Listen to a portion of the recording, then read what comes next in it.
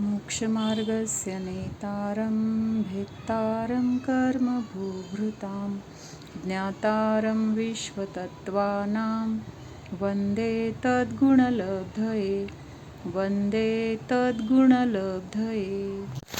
आचार्य उमास्वामी विरचित तत्वार्थ सूत्र मोक्षशास्त्र आपण बघतो. तर ह्याच्यामध्ये 8 नंबरचं सूत्र आपण बघत होतो. 6, 7 आणि 8 हे तिन्ही सूत्र साधारण काय सांगतात तर ज्ञानप्राप्तीचे उपाय किंवा ज्याद्वारे आपल्याला ज्ञानाची प्राप्ती होते. मग त्याच्यामध्ये आपण सत, संख्या, क्षेत्र, स्पर्शन, काल, अंतर, भाव आणि अल्पबहुत्व याच्याद्वारे कशी ज्ञानाची प्राप्ती होते ती बघितलेलं आहे. मग त्याच्या पुढे जाऊन काल काय सांगितलं होतं की जे अन्यमतवादी आहेत तर त्या अन्यमतवादींनी काय केलेलं आहे तर एका अंशाला किंवा एका गुणाला किंवा धर्माला पकडून त्यालाच धर्म मानलेला आहे. म्हणजे बाकीचे जे काही अंश आहेत किंवा बाकीचे जे धर्म आहेत तर त्यांचा त्यांनी काय केलेला आहे निषेध केला आहे किंवा त्यांचा अभाव मानलेला आहे किंवा त्यांचा स्वीकार केलेला नाही. त्यामुळे तिथं वस्तू स्वरूप आपल्याला कसं कळतंय मग अंशाने कळते किंवा एक गोष्टच फक्त कळते, बाकीच्या गोष्टींचं तिथं ज्ञान होणार नाही. मग बाकीच्या गोष्टींचं ज्ञान, बाकीच्या धर्माचं किंवा बाकीच्या त्याच्यामधल्या अंशाचं जर ज्ञान झालं नाही तर वस्तूचं पूर्ण स्वरूप आपल्याला कळणार का? वस्तूचं एकच भागाचं ज्ञान होणार, त्या वस्तूचं पूर्ण स्वरूप आपल्या लक्षात येणार नाही. म्हणून सर्व धर्मांना जे सांगतं किंवा जे सर्व धर्मांना धरून आहे तर तोच धर्म काय आहे तर सगळ्या वस्तू स्वरूपाला जसं आहे तसं दाखवणारा आहे. आणि ह्यालाच काय म्हटलेलं आहे अनेकांत स्वरूप असं म्हटलेलं आहे. मग ह्याच्यामध्ये आपण काल हत्तीचं उदाहरण बघितलं होतं की हत्तीचा कुठला तरी एक अवयव घेतला म्हणून तो पूर्ण हत्ती झाला का? तो हत्तीचा अवयव आहे हे बरोबर आहे, पण तेवढा अवयव म्हणजे पूर्ण हत्ती आहे का असं जर समजलं तर ते चुकीचं ज्ञान आहे किंवा त्याच्याबद्दल आपल्याला हत्तीचं पूर्ण ज्ञान त्या एका अवयवावरून समजणार नाही. म्हणून संपूर्ण ज्ञान व्हायचं असेल तर त्या हत्तीच्या सर्व अवयवांना आपल्याला जाणावं लागेल आणि त्या सर्वांना मिळून एकत्रितपणे मग तो हत्ती आहे. हत्ती एकच आहे पण त्याचे सगळे अवयव कुठले कुठले आहेत त्या सगळ्या अवयवांना पण हत्तीचाच भाग आहे असं समजल्यानंतर मग आपल्याला हत्तीचं जसं आहे हत्ती तसं ज्ञान होणार आहे. लक्षात येते ना? अन्यमतवादी काय करतायत एकाच कुठल्या तरी भागाला समजून तोच हत्ती आहे असं समजून ते धर्माचं स्वरूप सांगतात किंवा तेवढंच मानतात. मग त्याच्यामुळं काय होणार आहे पूर्ण हत्तीचं ज्ञान होणार आहे का? ज्याने हत्ती पायासारखा मानला, पाय म्हणजेच हत्ती, हत्तीचा जो मोठा पाय आहे तर तो पाय म्हणजेच काय आहे तर संपूर्ण हत्ती आहे असं जर मानलं मग त्याची सोंड आहे, त्याची पाठ आहे, त्याचे कान, त्याची शेपटी ह्या सगळ्या गोष्टींचा तिथं काय झालं आपोआपच निषेध झाला. म्हणजे ते पाया एवढा हत्ती किंवा पाय म्हणजेच हत्ती असं मानल्यामुळं काय झालं बाकीच्या अवयवांचा तिथे निषेध झाला. म्हणून काय सांगितलंय की अनेकांत जे स्वरूप आहे तर त्या अनेकांत स्वरूपामध्ये त्या वस्तूच्या सर्व धर्मांना, धर्म म्हणजे काय त्या वस्तूच्या सर्व गुणधर्मांना किंवा त्या वस्तूच्या जे जे काही अंश आहेत त्या सर्व अंशाला एकाच वेळेस स्वीकारलं जातं. भले सांगत असताना एका वेळेस एक गोष्ट सांगितली जाईल पण त्यावेळेस बाकीच्या तिथल्या धर्माचा, बाकीच्या गुणधर्मांचा अनेकांतामध्ये निषेध नाही तर तिथं काय आहे मुख्य आणि गौणता आहे. म्हणजे हत्तीचे कान सुपासारखे आहेत असं म्हणताना तिथं कानाचं वर्णन करतोय पण तिथं बाकीचे अवयव पण स्वीकारलं नाही असं नाही आहे. तर हत्तीचे पाठ, पाय, त्याचं काय अजून सोंड वगैरे ह्या सगळ्या अवयवांचा पण तिथं स्वीकार आहे. पण वचनाच्या द्वारे आपण सगळ्या गोष्टी एकदम सांगू शकत नाहीत. तिथं ते क्रमाने सांगितलं जाणार आहे किंवा क्रमाने सांगता येईल असं आपलं काय आहे तर स्वरूप आहे. त्यामुळं तिथं बाकीच्या गोष्टींचा निषेध नाही तर तिथं मुख्य आणि गौणता आहे. जे सांगितलं जातंय ते मुख्यता म्हटलं जातं आणि अजून जे सांगणार आहोत किंवा आत्ता जी वचनाच्या द्वारे सांगत नाहीयेत तर त्या गोष्टींचं तिथं काय आहे तर गौणता आहे. गौणता आहे म्हणजे त्यांचं अस्तित्व तर आहे, पण आत्ता त्यांचं सांगण्यामध्ये किंवा वचनामध्ये त्यांना घेतलेलं नाही. त्यांना क्रमाने एकाचं झाल्यावर एकाचं वर्णन केलं जाणार आहे. ज्यावेळेस ज्या गोष्टीला आपण सांगणार त्यावेळेस त्या गोष्टीची मुख्यता आणि जे सांगत नाहीत अशा त्या बाकी सगळ्या गोष्टींची काय आहे, तिथं गौणता आहे असं म्हटलं जातं. मग अन्य धर्मीयांचं काय आहे, तर एका कुठल्या तरी धर्माला त्यांनी पकडलंय आणि तोच धर्म त्यांनी तेवढाच धर्म आहे किंवा तेच धर्माचं स्वरूप आहे असं समजून काय करतात, ते त्याचा प्रसार वगैरे करतात. मग आपण काल बघितलं होतं, नास्तिकवाल्यांनी कुठला धर्म स्वीकारलाय, नास्तिकता किंवा नास्ती हा धर्म त्यांनी स्वीकारलाय. म्हणजे त्यांनी कशाचा निषेध केलाय, अस्थि धर्माचा निषेध केलेला आहे. म्हणजे अस्थि त्यांनी मानलंच नाही. काय मानलं नाही त्यांनी, द्रव्याचं अस्तित्व ह्या विश्वामध्ये आहे हेच त्यांनी काय केलेलं आहे, मानलं नाही किंवा त्याचाच अस्वीकार केलाय. म्हणून ते काय म्हणतात, ह्या विश्वामध्ये कुठलीच वस्तू नाही. मग काय आहे ह्या विश्वामध्ये, तर सगळ्या कल्पनेच्या द्वारे आपण ह्या सगळ्या जगाला उभं केलंय. म्हणजे प्रत्यक्षात काहीच नाही आहे, कल्पनेने बघतोय, कल्पनेने बोलतोय, कल्पनेनेच आपण क्रिया करतोय. म्हणजे असं सगळं काय आहे, तिथं कल्पना असं मानलेलं आहे. म्हणजे तिथं अस्थि स्वीकारली नाही. आणि जर वस्तूची अस्थि स्वीकारली नाही तर तिथं काय होणार आहे, वस्तूलाच नाकारला आपण. ह्या विश्वामध्ये कुठलंच द्रव्य नाही. म्हणजे मग काय आहे, विश्वच राहणार नाही किंवा तिथं सगळ्या गोष्टींचा अभाव झाला तर पुण्य, पाप, कर्म किंवा ह्या 4 गती, सिद्ध अवस्था, अरिहंत, सिद्ध, म्हणजे सगळ्या गोष्टींचं काय होणार आहे, तिथं अभाव मानावा लागणार आहे. पण असं तर नाही. म्हणून तिथं काय सांगितलंय, एक नास्तिकतेला ज्यांनी धर्म मानलेला आहे तर त्यांचं कसं चुकीचं आहे, कारण नास्ती बरोबर अस्थि जर स्वीकारली तर तिथं काय झालं, अनेकांत स्वरूप मानलं असं त्याचा अर्थ होतो. म्हणजे अस्थि म्हणजे त्या द्रव्याची त्याच्यामध्ये अस्थि आहे आणि परद्रव्यामध्ये नास्ती आहे किंवा परद्रव्याची आपल्या द्रव्यामध्ये नास्ती आहे. म्हणजे असं अस्थि आणि नास्ती ह्या दोन्ही गुणांना एकाच वेळेस स्वीकारणं गरजेचं आहे. कारण तसं वस्तूचं स्वरूप आहे.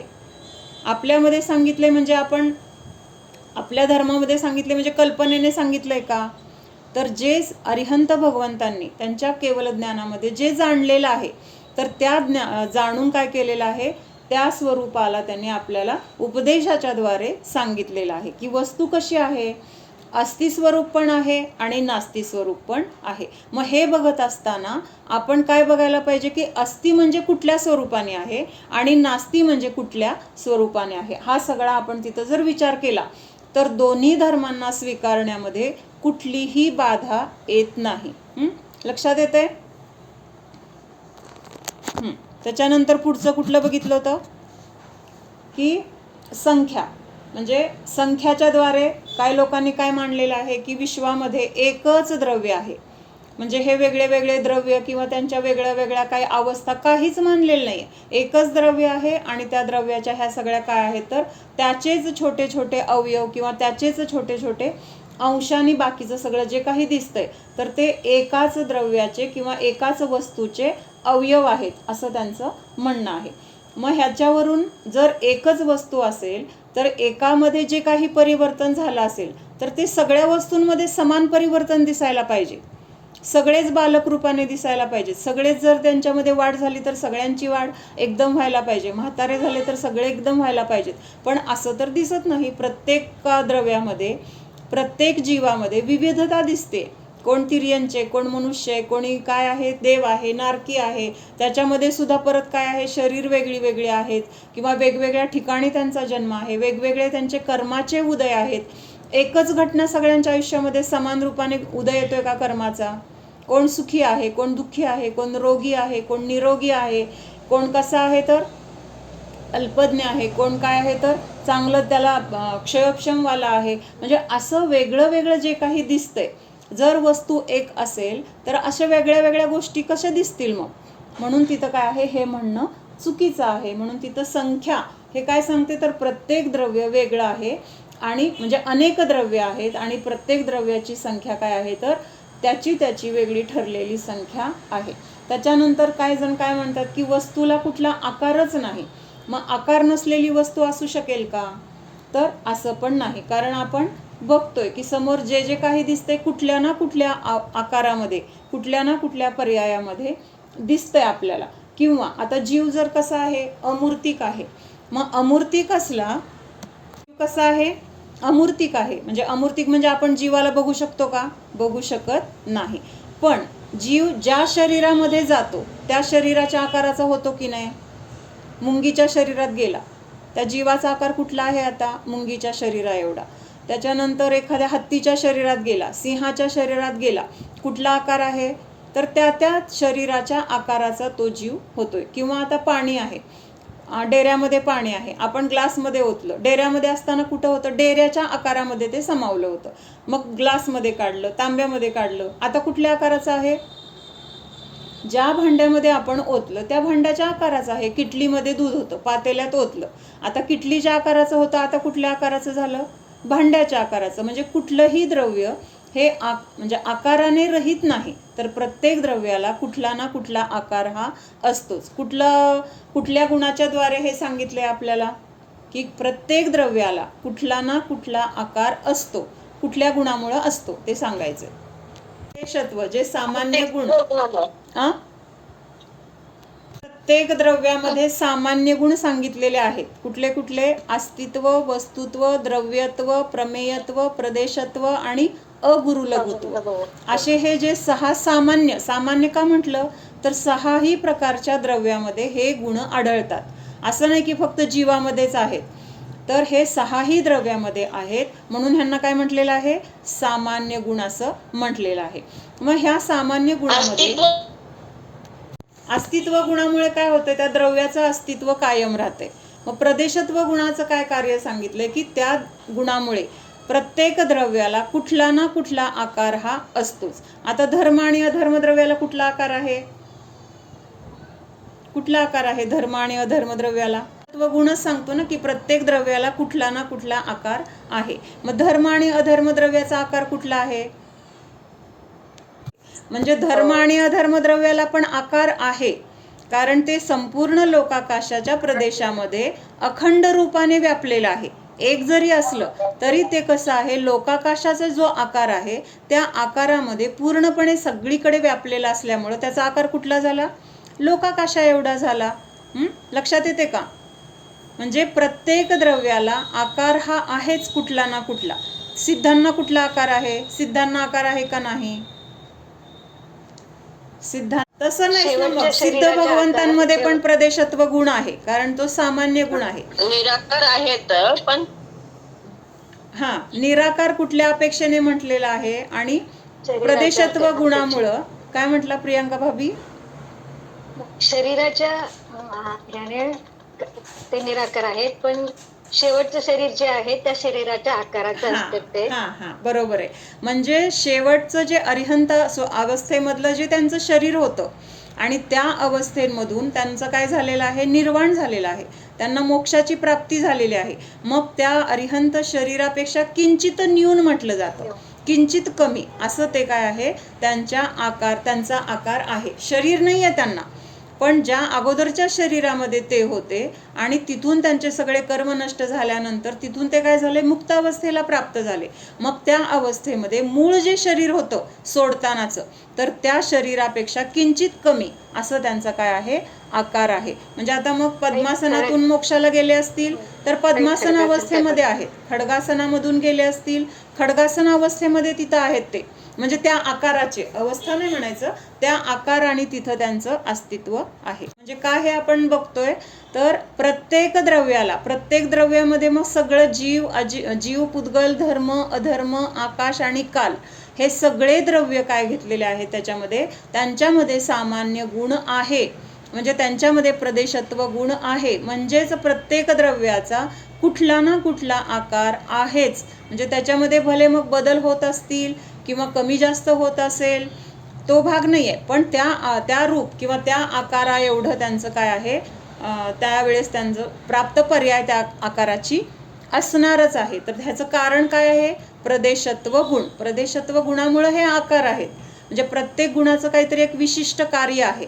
मग कोणाचं कार्य आहे काय? तर हे आकार करण्याचं किंवा आकार असण्याचं, एक निश्चित आकार असण्याचं कार्य कुणाचं आहे? प्रदेशत्व गुणाचं आहे. मानलेलं आहे ना की वस्तूला आकारच नाही असं मानलेलं आहे, पण क्षेत्राच्या म्हणजे क्षेत्राच्या द्वारे काय केलेलं आहे, त्यांचं हे मत खोडून काढलेलं आहे की वस्तू निराकार आहे किंवा त्याला कुठलाच आकार नाही, हे त्यांनी काय केलेलं आहे, सिद्ध केलेलं आहे.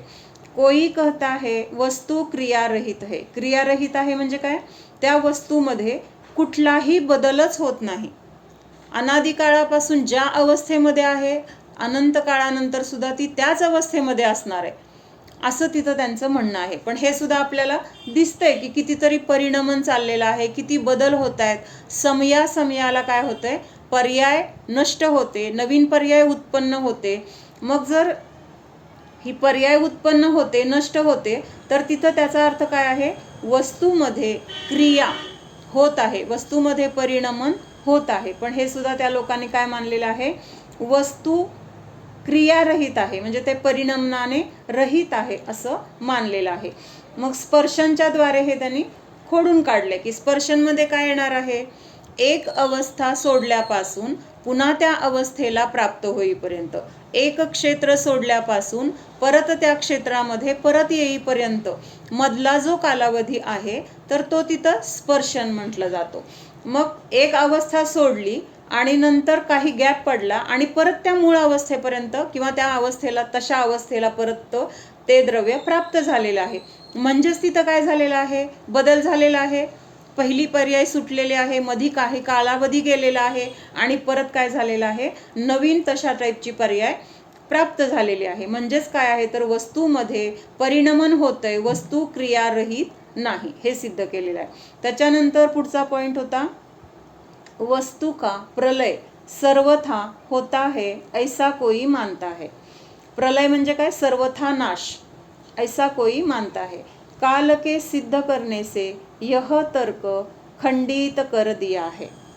सर्वथा नाश होतो म्हणजे काय, आपण काल बघितलं, चार्वाक काय म्हणतात की आत्ता आहे तोपर्यंत, जोपर्यंत जीवन आहे तोपर्यंत खावा प्या आणि मजा करा, नंतर आपलं काय होणार आहे तर सर्वथा नाश, म्हणजे त्या जीवाचं अस्तित्व राहणार नाही, ह्या शरीराचं अस्तित्व राहणार नाही. म्हणून तिथं आत्ता आहे ना तर ते काय आहे ते सगळं भोगून घ्या. पण असं तर सर्वथा नाश होत नाही. सर्वथा नाश होत नाही, पण काय होतंय, वस्तूमध्ये पर्याय बदलतात, वस्तूमध्ये परिणमन होते, एका क्षेत्रावरून दुसऱ्या क्षेत्रामध्ये, एका शरीरामधून दुसऱ्या शरीरामध्ये, एका अवस्थेमधून दुसऱ्या अवस्थेमध्ये, असं काय आहे तिथं परिणमन चालू आहे, परिवर्तन चालू आहे. त्यामुळे तिथं वस्तूचा सर्वथा नाश होतो, हे त्यांनी काय केलेलं आहे, एकांत केलेला आहे. नाश कशाचा होतो, वस्तूचा होतो का पर्यायाचा होतो, कशाचा नाश होतो, पर्यायाचा नाश होतो. पण पर्याय मात्र काय आहे, त्या द्रव्यात उत्पन्न झालेली आहे आणि नष्ट होते. म्हणून त्यांनी त्या पर्यायाच्या नाशालाच काय मानलेलं आहे, अख्ख्या द्रव्याचा किंवा अखंड त्या वस्तूचाच नाश होतो असं मानलेलं आहे. पण वस्तू कशी आहे, स्थिर राहून किंवा ध्रुव राहून काय होत आहे, त्याचं परिणमन होत आहे. म्हणजे उत्पाद, व्यय आणि द्रव्य आपल्याला येणार आहे पुढे हे सूत्र. म्हणजे उत्पाद म्हणजे काय, नवीन पर्याय उत्पन्न होते. व्यय म्हणजे काय, पहिली पर्याय नष्ट होते. आणि ह्या दोन्हीमध्ये ते द्रव्य कसं आहे, कायम आहे. सोन्याचं काय होतं, कडं होतं आणि ते कडं मोडून आपण त्याचं काय केलं, हार बनवला. मग कडं आणि हार ह्या दोन पर्याय वेगळे आहेत. आता कड्याची जी पर्याय होती ती नष्ट झाली, व्यय झाला, आणि हार ही पर्याय काय झाली, उत्पन्न झाली, म्हणजे त्याचा उत्पाद झाला. पण दोन्हीमध्ये सोनं कसं आहे, सोनं कायम आहे. सोन्याचा नाश झालाय का, पर्यायाचा नाश झाला, म्हणजे कड्या ह्या आकाराचा नाश झालेला आहे. पण सोनं नष्ट झालंय का, सोनं तर आहे, फक्त आता त्याचं काय बदललंय, आकार बदललाय. पण ह्या आकार बदलणे ह्यालाच त्या लोकांनी काय मानलेलं आहे, वस्तूचा नाश मानलेला आहे. त्यामुळं त्यांचं मत काय आहे, चुकीचं आहे. त्यांचं चुकीचं आहे, त्यांचं खोडून काढायचंय, हा आपला उद्देश नाही आहे. आपला उद्देश काय आहे, जे जसं आहे तसं जाणणं. काय आपला उद्देश, जे जसं आहे, म्हणजे वस्तूचं स्वरूप कसं आहे, अनेकांत स्वरूप आहे आणि ते आपल्याला जाणणं हे आपलं प्रयोजन आहे. ना की त्यांना आपण दोष द्यायचा आहे. पण आपल्याला योग्य कळण्यासाठी सगळ्यांची पण काय मतं आहेत किंवा त्यांच्यामध्ये काय कमी आहे, त्यांनी काय चूक केलेली आहे हे समजलं तर आपल्याला बरोबर काय हे समजणार आहे. म्हणून वस्तूचा सर्वथा नाश कधीही होत नाही, तर वस्तूचा पर्यायाचा नाश होतो. पण द्रव्य कसं आहे किंवा वस्तू कशी आहे तर अनादी अनंत आहे. म्हणजे हे काळाने आपल्याला सांगितलं होतं ना, काल द्रव्य किंवा वस्तूचा काल किती आहे, तर प्रत्येक द्रव्य कसं आहे, अनादी अनंत आहे. म्हणजेच काय होणार आहे, त्याचा नाश कधी होऊ शकणार नाही. त्याच्यानंतर पुढचं काय सांगितलंय की कोणी काय मानतं तर वस्तू क्षणिक आहे. म्हणजे आहे म्हणेपर्यंत वस्तूचा नाश होतो, पण अंतर्के सिद्ध करने से यह तर्क खंडित किया आहे. अंतरने काय केलेलं आहे तर वस्तू सर्वथा क्षणिक नाहीये. इथं पण परत काय केलंय, एकाने वस्तूला कायमची नित्य मानले. नित्य म्हणजे त्याच्यामध्ये काही बदल होत नाही असं मानलंय. आता ह्यानी काय मानले की वस्तू क्षणिक आहे, म्हणजे एका क्षणामध्ये वस्तूचा नाश होतो आणि पुढच्या क्षणामध्ये नवीन वस्तू काय होते, उत्पन्न होते. असं मानल्यामुळे तिथं काय झालेलं आहे, द्रव्याचं जे ध्रुव स्वरूप आहे किंवा अनादी अनंत स्वरूप आहे तर त्या स्वरूपालाच त्यांनी स्वीकारलेलं नाही किंवा त्याचाच तिथं त्यांनी अभाव केलेला आहे. त्यामुळं वस्तू क्षणिक नाही आहे. क्षणिक काय आहे, पर्याय क्षणिक आहे. द्रव्य तर कसं आहे, स्थिर आहे. पर्याय उत्पन्न होते, नष्ट होते, म्हणून पर्यायाला क्षणिक म्हणलं तर त्यात चूक नाहीये. पण वस्तूला जर क्षणिक म्हणलं तर त्याच्यामध्ये काय झालं, दोष आला. कारण तिथं द्रव्याचा नाश झालाय असं मानावं लागेल. म्हणून वस्तू क्षणिक नाही. त्याच्यानंतर पुढचं आहे की कोई यह मानता है वस्तू कूटस्थ है. कूटस्थ म्हणजे काय, जिसकी स्थिति न बदले उसे कूटस्थ कहते हैं. भाव के सिद्ध करने से यह तर्क खंडित कर दिया जाता है.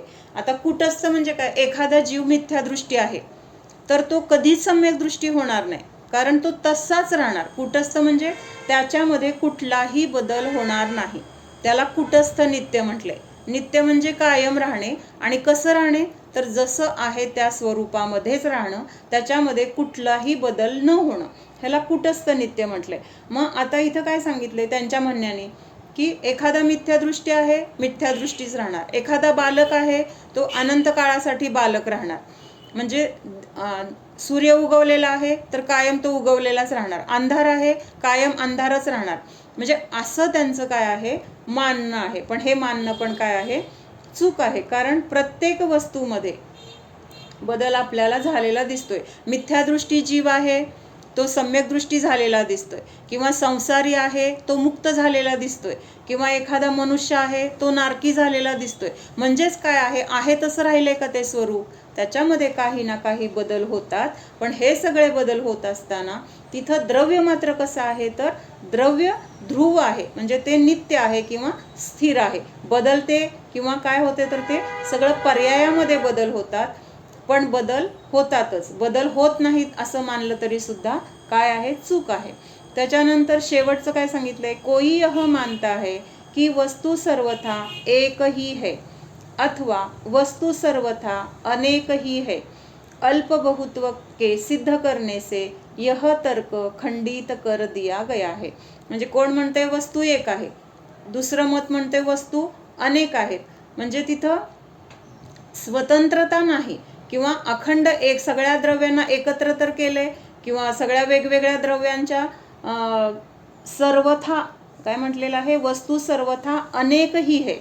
म्हणजे वस्तू फक्त अनेक आहेत. म्हणजे आता धर्मद्रव्य वगैरे एकच आहे.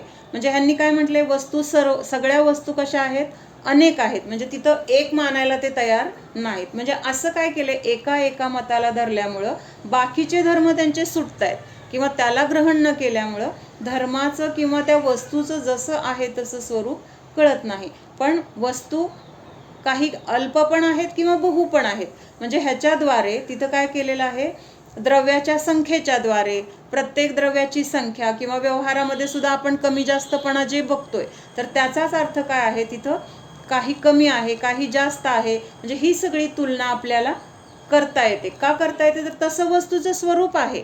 जर नसतं तर आपण तुलनाच करू शकलो नसतो. सगळ्यांचे ड्रेस कसे आहेत, शाळेमध्ये समान आहेत. काय आहे तिथं, त्यांचा जो गणवेश आहे, आणि तो गणवेश पण कुणी पुरवलाय, शाळेनेच पुरवलाय. त्यामुळं कापड पण सेम आहे, शिवलंय पण एकाच टाईपचं. मग त्याच्यामध्ये वेगळे पण काय करणार, असं त्यांचं म्हणणं आहे की बाबा सगळं काय आहे, सगळं समान आहे, म्हणजे त्याच्यामध्ये कमी जास्तपणा वगैरे करायचा काही प्रश्न नाही. एक वस्तूला एकतर मानले किंवा अनेकतर मानलेलं आहे, म्हणजे त्याच्यामध्ये कमी जास्तपणा किंवा वेगळेपणा असं त्यांनी मानायचा अस्वीकार केलेला आहे. पण इथं अल्पबहुत्वाच्याद्वारे तिथं काय सांगितलेलं आहे की त्यांचं हे मत कसं चुकीचं आहे. म्हणजे एवढंच आता आपल्याला लक्षात घ्यायचं आहे की अन्य मतवादींनी काय केलेलं आहे, वस्तूच्या अनेक धर्मापैकी कुठल्या तरी एका धर्माला स्वीकारलेलं आहे आणि बाकीच्या धर्मांचा तिथं निषेध केलेला आहे, त्यांना स्वीकारलेलं नाही. त्यामुळं मग आपल्याला सगळ्या वस्तूचं स्वरूप कसं, सगळ्या म्हणजे त्या संपूर्ण वस्तूचं स्वरूप कसं कळणार? एकाच गुणाला आपण जाणणार किंवा तेवढंच ते वस्तू आहे असं आपण जर मानलं तर बाकीचं त्याच्या काय जे काही आहे त्याचं स्वरूप तर ते आपल्या लक्षात येणार नाही. म्हणून अनेकांत हा धर्म किती महत्त्वाचा आहे किंवा अनेकांत स्वरूप समजून घेणं किती महत्त्वाचं आहे. ह्या अनेकांताचा आपल्या रोजच्या जीवनामध्ये खूप उपयोग आहे, पण आपण तसा विचार करत नाही. आपल्याला वाटतं ही जी आत्ता आपण वाचली ना, ही प्रत्येकाचं काहीतरी एकाला धरून त्यालाच धर्म मानतोय वगैरे, पण व्यवहारामध्ये आपल्याकडून पण असंच मानलं जातंय. लक्षात येते का? आपण ह्या गोष्टींना मानतो का नाही मानत? आता इथं वस्तूला क्षणिक मानलंय, वस्तूला एक मानलंय किंवा वस्तूचा सर्वथा नाश होतो असं मानलंय. असं आपलं मत आहे का नाही? वस्तू म्हणजे पण जीव किंवा आपण वागत असताना, आपण विचार करत असताना आपले पण तत्व कुठं कुठं असेच असतात. तत्व म्हणजे आपले विचार, बरं का, धर्मामध्ये नाही म्हणत, पण आपली विचारसरणी, आपले व्यवहार करत असतानाचं आपलं आचरण हे कुठेतरी असं एकांताला धरून असतं आणि म्हणून आपण दुःखी आहोत. आपण दुःखी असण्याचं कारण आपण अनेकांताने विचारच करत नाही, आपण एकांताने विचार करतो. कसा विचार करतो एकांताने? एखाद्या व्यक्तीचा मरण झालं किंवा एखाद्या व्यक्तीचा वियोग झाला, आपण काय विचार करतो तिथं? झालं, हे काय झालं, नष्ट झालं, हे मेले किंवा आता काय झालं, माझं कसं होणार? म्हणजे त्या जीवाचं अस्तित्व त्या शरीरामध्ये होतं किंवा ते संयोग असेल तरच ते जीव, त्या जीवाचं अस्तित्व आहे. म्हणजे त्या जीवाची पर्याय नष्ट झाली किंवा मनुष्य पर्याय नष्ट झाली म्हणजे तो मेला, तर आपण काय म्हणतो? त्या व्यक्तीचा नाश झाला, ती व्यक्ती नष्ट झाली, अशी मान्यता आहे की नाही? म्हणजे पर्याय नष्ट झाली तर आपण त्या पर्यायालाच काय म्हणतो? त्या द्रव्याचा नाश झाला. असा जर विचार केला की आत्ता इथं होता तो जीव आता स्वर्गामध्ये आहे, आत्ता इथं जो जीव होता तो आत्ता इथं जरी नसला तरी त्याचं अस्तित्व स्वर्गामध्ये आहे, हा जर विचार आपल्याला आला तर आपल्याला मनामध्ये जास्त दुःख होईल का स्थिरता येईल? काय वाटेल? विचार करून सांगा, काय वाटतंय कुणाकुणा? पर्याय नष्ट झाली म्हणजे ते द्रव्य नष्ट झालं असं मानतो की नाही आपण? का नाही मानत? आपण पोटी रडतो ना. हा पोटी रडतो म्हणजेच तिथं काय आहे? आपण त्या पर्यायाच्या नाशाला त्या द्रव्याचा नाश मानतो आहे. कुठंतरी ते द्रव्य आहे किंवा त्याचं परिणमन त्या पद्धतीने होणार होतं. हे सगळं जर आपल्या लक्षात आलं किंवा वस्तूचं अनेकांत स्वरूप आहे, पर्याय नष्ट झाली, द्रव्य नष्ट झालं नाही, द्रव्य आहे म्हणजे द्रव्याचं अस्तित्व कुठे ना कुठे आहे, ह्या गोष्टीने आपल्याला तिथं स्थिरता येते. संपलं आता सगळं. आपण काय म्हणतो, एक काहीतरी पुंजी गोळा केलेली आहे आणि एक दिवस काय झालं, चोरी झाली, काय झाली आणि ते सगळं काय झालं, त्या सगळ्या गोष्टी आपल्या संयोगातून नष्ट झाल्या, सगळंच गेलं. काही पैसे राहिले नाहीत, दागिने राहिले नाहीत, भांडी राहिली नाहीत, काही नाही, फक्त आपण राहिलो. आता आपण काय म्हणतो? माझं सर्वस्व हरवलं, माझं सर्वस्व गेलं म्हणजे काय झालं? कुठेतरी आहे त्याचं अस्तित्व आणि आपल्याकडनं गेलं फक्त, दुसरीकडे कुठेतरी आहे. पण आपण तिथं काय म्हणतो? माझं सर्वस्व गेलं म्हणजे काय? आपण त्याच्यामध्ये आपलं अस्तित्व मानलेलं असतं आणि त्याचं काहीतरी वेगळं स्वरूप आहे, ते वेगळं द्रव्य आहे, त्याचं परिणमन त्याच्या योग्यतेने होणार आहे किंवा माझ्या संयोगातून ते दुसऱ्या कुणाच्या तरी संयोगात गेलेला आहे, असा विचार आपण करत नाही. त्यामुळे आपण दुःखी होतो. काचेचा ग्लास फुटला, काय झालं तिथं? काय झालंय? वाईट वाटतं की नाही? अरे काचेचा ग्लास फुटला, अरे काचेचा ग्लास फुटला. मग तिथं ती पर्याय फक्त बदलली आहे. काच तर आहे, ग्लास असताना पण काचच होती, आता तुकडे झाले तरी काचच आहे. मग ही बघण्याची दृष्टी जर आपली बदलली तर आपण अनेकांताला धरून विचार करतोय. नाहीतर आपण मग ते बौद्धांसारखे एकांतिक झालो, एकांतवादी झालो. कसं? म्हणजे ती ग्लासची पर्याय नष्ट झाली म्हणजे ग्लासच नष्ट झाला. ग्लास नष्ट झालेला नाही आहे, ग्लासाचा फक्त ती पर्याय नष्ट झाली. काच तर ती आत्ता पण आहे. म्हणजे ह्या विचाराने काय होतं, आपले आकुलता किंवा कशाय, आपलं दुःख हे सगळं कमी होतं. म्हणून हा विचार पाहिजे की द्रव्यदृष्टी पाहिजे. आपली दृष्टी पर्याय दृष्टी आहे. आपण पर्यायाकडे बघून आपण सुखी किंवा दुःखी होतो. आणि त्यामुळं त्या पर्यायाचा नाश झाला, त्या पर्यायाचा वियोग झाला की आपल्याला तिथं त्रास होतो. म्हणजे हे जे आपलं मानणं आहे किंवा हे विचार करण्याची पद्धत, ह्यालाच म्हटलेलं आहे बौद्ध मतवादी. बौद्ध मतवादी क्षणिकतेला मानतात. वस्तू क्षणिक आहे, म्हणजे ती पर्याय संपली की ते वस्तू, ते द्रव्य नष्ट झालं. मग तसं आपण मानतोय किंवा तसा विचार आपला पण इनडायरेक्टली होतोय. म्हणून मग आपण पण कोण झालो, बौद्ध मतवादी झालो. किंवा दुसरी गोष्ट, आता आहे ना आपल्याकडे भरपूर, भोगा मग काय, म्हणजे आपण काय कुणाचं आणलंय का, आपलंच आहे ना, मग खावा प्या, भरपूर मजा करा. मग हे कुठल्या मतामध्ये गेलो आपण, चारवाक मतामध्ये गेलो. म्हणजे आपण काय कुणाचं नाही आणलं किंवा कुणाचं आणलेलं असलं, आत्ता माझ्या संयोगात आहे ना, मग भोगा, त्याच्यामध्येच रम्माण व्हा, दिवस रात्र भोग भोगा, टीव्ही बघा, मोबाईल बघा, फिरायला जावा, नवीन नवीन खरेदी करा, भरपूर वेगळे वेगळे पदार्थ करून खावा, जे आपल्याला आवडेल त्या लोकांशी गप्पा मारत बसा, काही जे आवडतं ते करा. हे कशाचं आहे प्रतीक, चारवाक मतवादींचं. म्हणजे तात्पुरता विचार आहे, आत्ता आहे आत्ता खावा, उद्या काय असणार आहे नसणार आहे त्याचा विचारच नाही आहे तिथं. मग अशा पद्धतीने जर आपले विचार असले तर आपण चारवाक मतवादी झालो. मग उद्याचा विचार, उद्याचा म्हणजे पुढच्या भवातला, पुढं जाऊन मला कुठलं कर्म बांधलं जाणार आहे, म्हणजे आत्ता जे कर्म बांधलं जाणार आहे, पुढं जाऊन मला त्याचं काय फळ भोगावं लागणार आहे, पुढं जाऊन मला कुठल्या गतीमध्ये जन्म घ्यावा लागणार आहे, हा विचार आपण आत्ता केला तर आत्ता आपल्याला ब्रेक लागतो.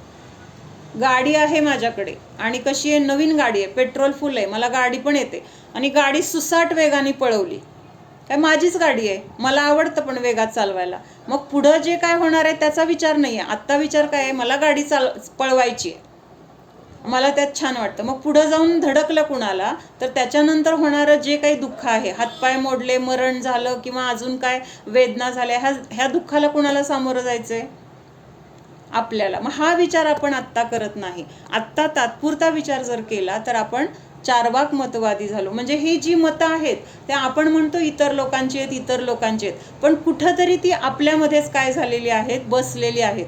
कशी बसलेली आहेत, श्रद्धा रूपाने. तेच बरोबर वाटतं तसेच आपले पण विचार आहेत. म्हणजे मागचा पुढचा विचार न करता आपल्याला समोर बघितल्यानंतर जे वाटतंय त्याच्याबद्दल आपण तसा निर्णय करतो, तसं मत करतो, तसं आपण बोलतो. मग त्याच्या मागचा जर विचार केला तर कदाचित आपलं मत वेगळं होईल. एक आई आहे, सावत्राई आहे, आणि ती काय करते, त्या एक 7-8 वर्षाचा मुलगा आहे, त्याला रागवते, त्याला काहीतरी शिक्षा करते, त्याला काहीतरी अभ्यासाला बसवते बळजबरीने, ऐकत नसेल तर त्याला रागवते.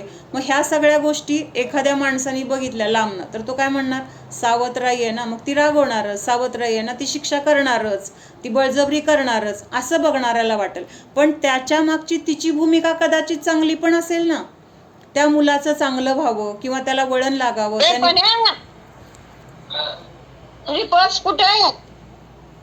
त्याला वळण लागावं किंवा त्याला पुढं काही चांगलं शिकून त्यांनी चांगलं नाव कमवावं, काहीतरी तिचे चांगले पण भाव असतील. पण बघताना दृष्टी आपली कशी आहे, एकाच मुद्द्याला धरून बघतोय, मारलंय ना तेवढंच बघतोय, त्या मारण्यापाठीमागचा भाव आपण बघत नाही. आणि म्हणूनच इथं काय झालेलं आहे, एकांत झाला. मग अशा गोष्टीने जेव्हा विचार केला जातो तिथं काय झालं, मग अनेकांताला धरूनच विचार नाही आहे आपला, एकाच गोष्टीला धरून विचार आहे. म्हणून जरी आत्ता समोर एखादी गोष्ट आपल्याला चुकीची वाटते, पण जोपर्यंत त्याचा पूर्ण शहनिशा होत नाही, नक्की त्याच्या पाठीमागं काय कारण आहे हे समजत नाही, तोपर्यंत आपण आपलं मत तसं करायचं नाही. म्हणजे असं मला वाटतं बरं का नेहमी, म्हणजे आता कुणीतरी आपल्याला एका तिराहिताबद्दल बोलते, त्या व्यक्तीला आपण ओळखत पण नाही.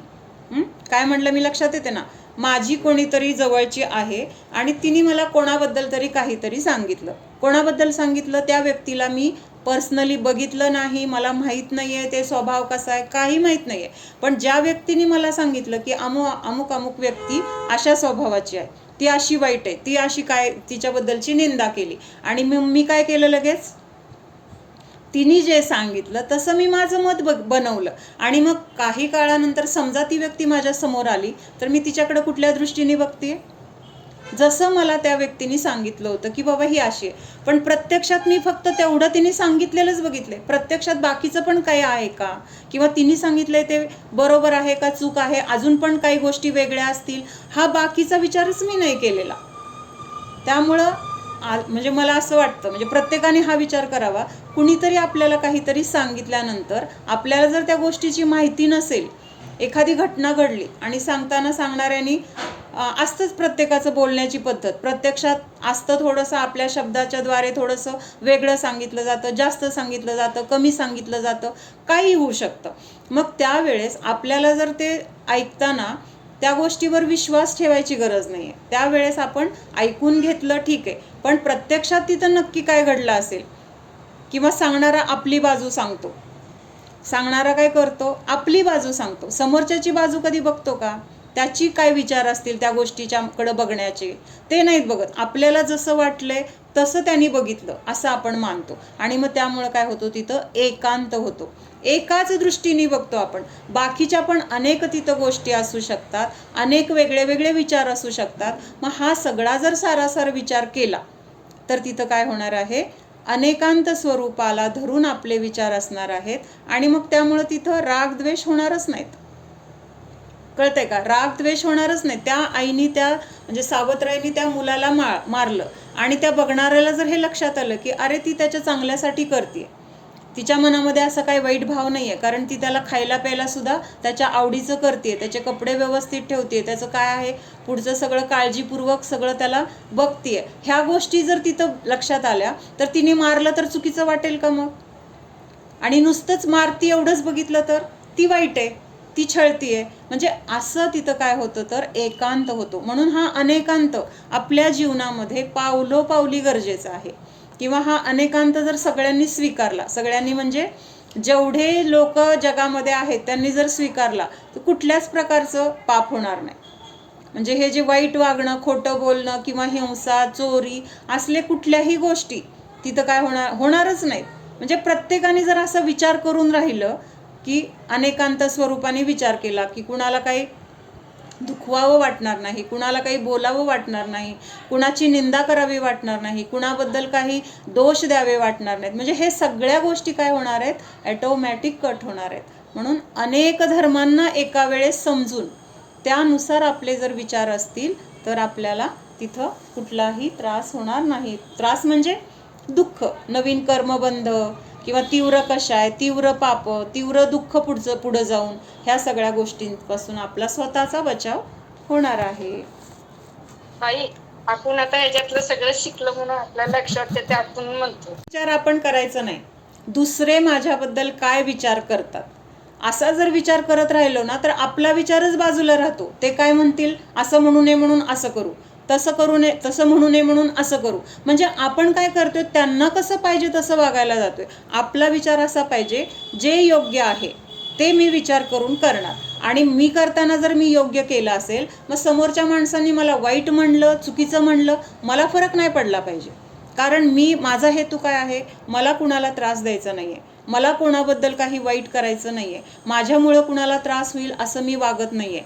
मग असा सगळा विचार करून जर माझं वागणं असेल, आचरण असेल, आणि असं असताना सुद्धा समोरच्या व्यक्तीने जर म्हटलं ही वाईट आहे, हिने वाईट केलं, हिने वाईट वागली, हिने वाईट बोललं, तर ठीक आहे ना, माझ्या मनाला माहीत आहे की मी वाईट वागलेले नाही, मी काही चुकीचं केलेलं नाही, हा विश्वास आपल्या मनामध्ये असेल तर समोरच्यांनी आपल्याला 10 वेळा म्हटलं चुकीचं तरी पण आपल्याला वाईट वाटलं नाही पाहिजे.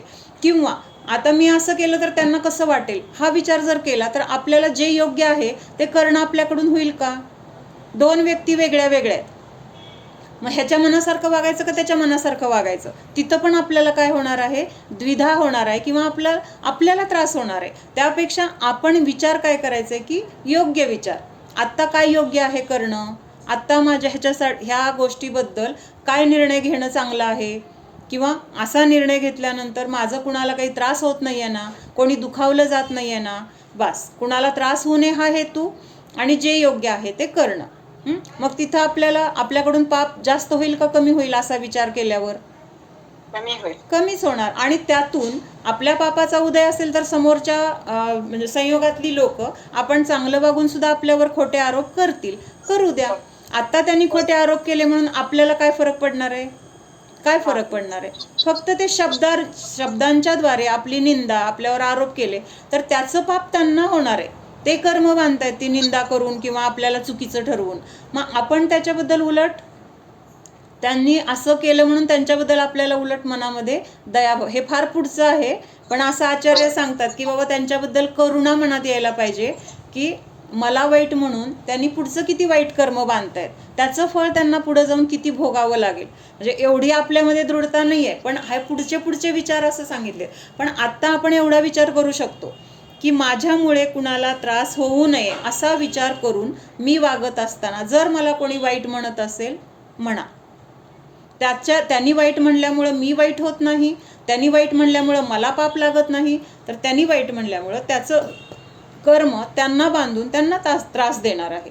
त्यामुळं कोण काय वागते हा विचार न करता मला कसं वागायचंय, मी कसं जास्तीत जास्त योग्य वागलं जाईल माझ्याकडून, किंवा माझ्यामुळं कुणाला काही त्रास होणार नाही ना, याची खबरदारी घेऊन जर आपण राहिलो तर तिथं काय झालं, आपोआपच अनेकांत झालं. आपण काय करतो व्यवहारामध्ये, किंवा आपण म्हणजे असं नाही, एक सर्वसाधारण प्रत्येक जण काय करतो, स्वतःचा विचार करतो. मग स्वतःचा विचार करत असताना तिथं बाकीच्याला त्याचा काही त्रास होतोय का हा विचार तिथं नसतो. म्हणजे तिथं परत काय झाला, एकांत झाला. माझ्याकडे खूप कामगार हे आहेत, काय आहेत, माझ्याकडे खूप जण पाहुणे आहेत म्हणा किंवा काय आलं, आणि घरामध्ये खूप भांडी पडलेत धुवायला. मग त्या बाईची काय ठराविक एक लिमिट आहे, किंवा तिला काहीतरी तेवढं आपण जेवढं पैसे देतोय त्यांनी काम करायला पाहिजे. पण आता खूप माणसं आहेत तरी पण आपण त्याच पैशात तिच्याकडून काय, तिने नाही, ती कामगार आहे ना, काम करते ना, मग तिने केलंच पाहिजे. म्हणजे हे काय झालं, आपलं एकांत झाला. मग तिथं सगळा विचार करायला पाहिजे, एवढ्या सगळ्याचा तिला लोड होईल का, आपण तिच्यावर अन्याय करतोय का, किंवा तेवढा मोबदला आपण देतोय का, हा सगळा विचार आपण जर केला. आणि मग त्यावेळेस हा विचार केल्यानंतर आपल्याला लक्षात येतं की अरे तिला पण ही गोष्ट काय होते, जड होतीये, किंवा ह्याचा मोबदला आपण तिला थोडं जास्त द्यायला पाहिजे. मग गोड बोलून तिला विचारून तुझ्याकडनं होईल का, किंवा थोडी मदत करू का, तुला जास्त पैसे देते, अशा सगळ्या बाजूनी जर विचार केला तर तिथं ती पण दुखावली जाणार नाही, आपलं पण काम होईल, तिथं राग द्वेष होणार नाहीत. नाही माझं काम आहे, तुला केलंच पाहिजे, असं जर आपण जबरदस्ती केली तर तिथं काय झाला, एकांत झाला. कळतंय का? म्हणजे अनेकांत काय आणि एकांत काय ह्याच्यासाठी आपण बघतोय.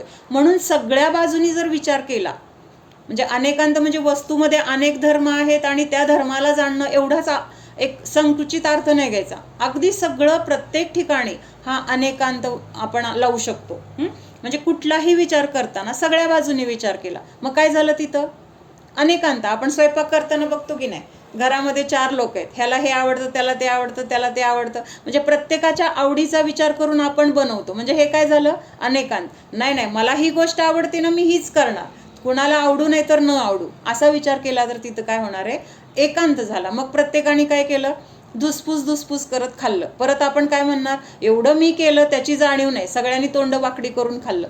म्हणजे असं तिथं काय होतं, सगळं आपल्यालाच पुढे जाऊन दुःख भोगावं लागतं. म्हणून अनेकांताचं स्वरूप समजून आपल्या जीवनामध्ये आपण त्याचा जर हळूहळू वापर केला तर आपल्याला सुख लागणार आहे, समोरच्या माणसाला आपल्यामुळे त्रास होणार नाही, त्यामुळे ते पण सुखी राहणार, आणि आपल्याला त्रास झाला नाही, आकुलता दुःख आत्ता पण नाही, आणि आत्ता नाही म्हणजे पुढचं कर्म पण तसं बांधलं जाणार नाही, त्यामुळे पुढं पण आपल्याला दुःख मिळणार नाही.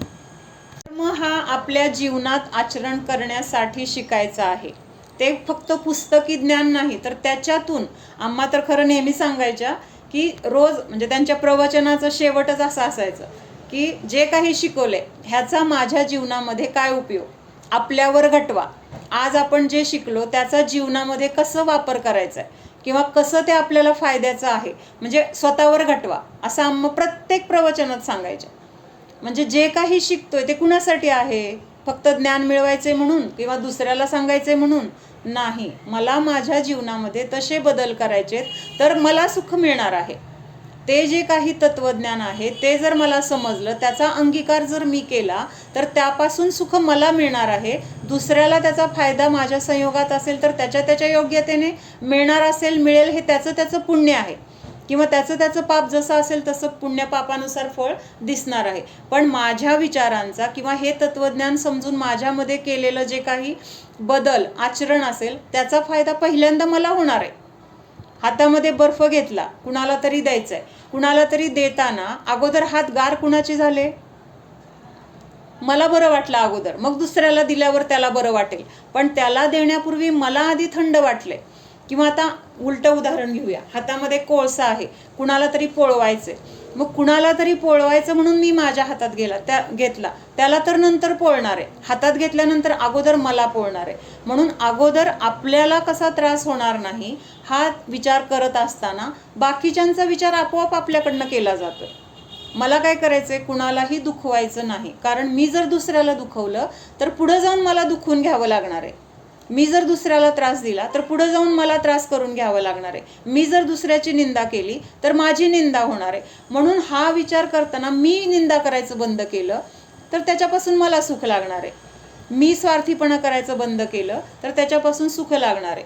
4 गोष्टी आहेत आणि 4 जण आहेत, आणि मी पहिल्यांदा गेले आणि मला 2 पाहिजेत म्हणून 2 घेतलं, बाकीचे अजून 3 येणार आहेत, मग त्यांना पण 1-1 पाहिजे असा विचार न करता मी स्वार्थाने काय केलं, मला 2 घेतल्या. तिथं काय झालं, माझा स्वार्थ झाला, मी दुसऱ्याचा विचार केला नाही. पुन्हा अशी वेळ येणार आहे की मलाच मिळणार नाही आहे, कोणीतरी माझी गोष्ट पण घेऊन जाणार आहे आणि त्यावेळेस मला ती गोष्ट गरजेची असून पण मिळणार नाही. म्हणजे शेवटी काय सांगतोय धर्म, की आपण आपला विचार करत असताना ॲटोमॅटिक तिथं सगळ्यांचा विचार होतोय. दुसऱ्याला दुखवायचं नाही आहे, काळजी घेतोय. दुसऱ्याला त्रास होऊ नये, हिंसा होऊ नये त्याची काळजी घेत, म्हणजे आपण तसं नीट वागतोय. आणि त्यामुळं काय झालंय, समोरच्याचं आपल्यामुळं समोरच्याला काही त्रास होत असेल, त्याचं मन दुखावलं जात असेल तर ते सगळं काय होतंय, ॲटोमॅटिक तिथं होणारच नाही. आणि त्यामुळं आपलं दुःख कमी झालं, रागद्वेष कमी झाले, पुढचं कर्मबंध कमी झाला आणि इथून पुढं आपलं काय होणार आहे, आचरण आणखीन आणखीन आणखीन चांगलं होत जाणार आहे. सूत्र 4 से 8 तक का तात्पर्य रूप सिद्धांत, म्हणजे 4थ्या सूत्रापासून 8व्या सूत्रापर्यंतचा सार त्यांनी इथं सांगितलेला आहे. जिज्ञासु जीवों को जीवादि द्रव्य तथा तत्वों को जानना, छोड़ने योग्य मिथ्यात्व रागादि तथा ग्रहण करने योग्य सम्यक दर्शनादि के स्वरूप की पहचान करना, प्रमाण और नयों के द्वारा तत्वज्ञान की प्राप्ति करना तथा निर्देश स्वामित्वादि और सत्संख्यादि के द्वारा उनका विशेष जानना चाहिए.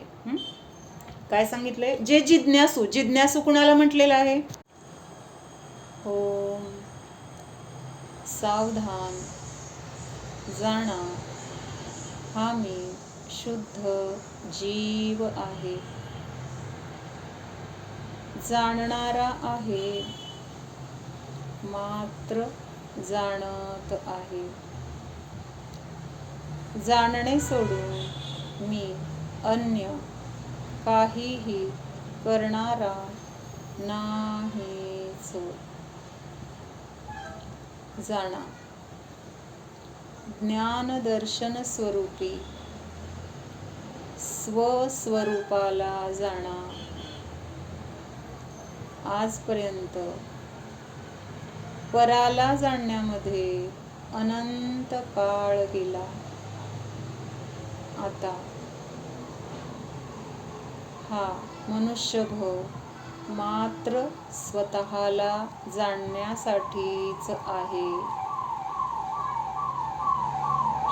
शरीर, परिग्रह, घर दार हे माझे नाही.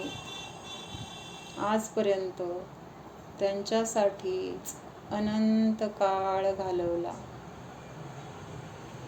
आता स्वतःसाठी, स्वतःला जाणण्यासाठी वेळ काढू.